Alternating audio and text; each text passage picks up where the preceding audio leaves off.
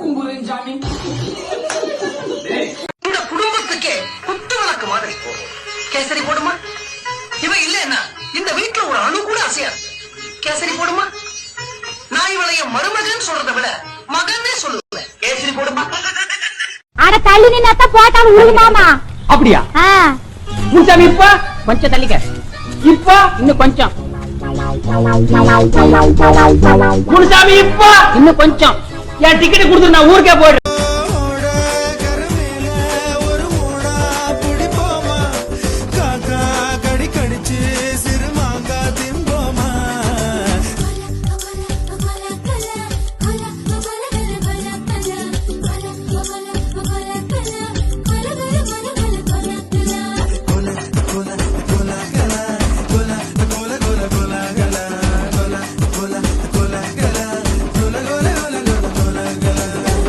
சாம்பார் சாதம் வேணாம். தயிர் சாதம் வேணாம். உப்மா வேணாம். பிரியாணி. ஒரு 5 நிமிஷம் லைட்டா சாப்பிட்டு வந்துடுறேன். உப்பு தின்னவன் தண்ணி குடிக்கணும், தப்பு செஞ்சவன் தண்டனை அடையணும். क्या बोलता? அதாவது சேர்த்து சால்ட் ஆத்தாகே பாணி ஆத்தாகே ஃபால்ட் ஆத்தாகே தண்டனை ஆத்தாகே. என்ன திட்டுவோம்? ஐயோ போய் மேல ஏறி தேவையில்லாத ஆணில புடுங்க போ. தேவை உள்ள ஆணி தேவையில்லாத ஆணி எப்படி தெரிஞ்சுக்கிறது? நீ புடுங்குறது பூராமே தேவையில்லாதான். போய் புடுங்க போ. டேய் நீங்க எங்க போறீங்க? ஆணி புடுங்க. ஆணியே புடுங்க வேணாம், வாங்கடா. நீங்க டேய் டேய் என்னடா சொன்னீங்க? நீங்க தான ஆணியை புடுங்க வேணாம் ஆணி சொன்னீங்க. புடுங்க வேணாம் அவங்கள சொன்னேன். ஒண்ணே சொல்லலாம். போய் புடுங்க. டார்ச்சர் பண்ற ராஸ்கல்.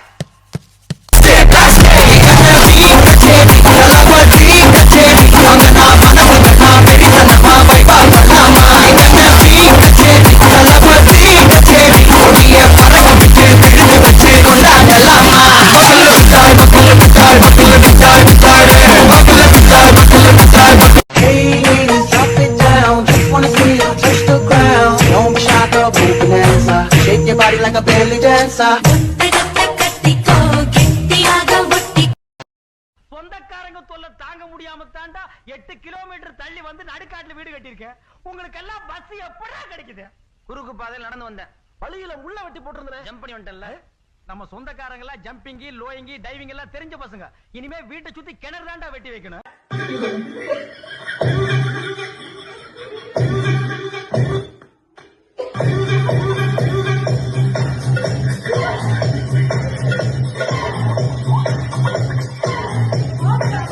வேற யாரு? சுமதி தான்.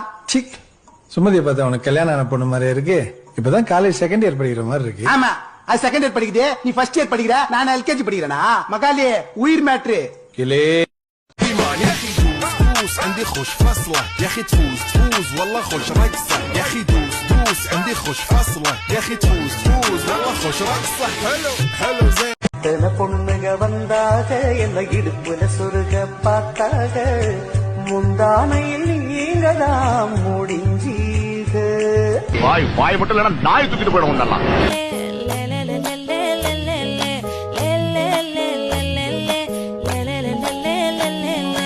பாடி என் பொட்டல முட்டாயே சின்ன ரத்தின கொட்டாயே உன் குங்கும பொட்ட மேல வச்சாயே.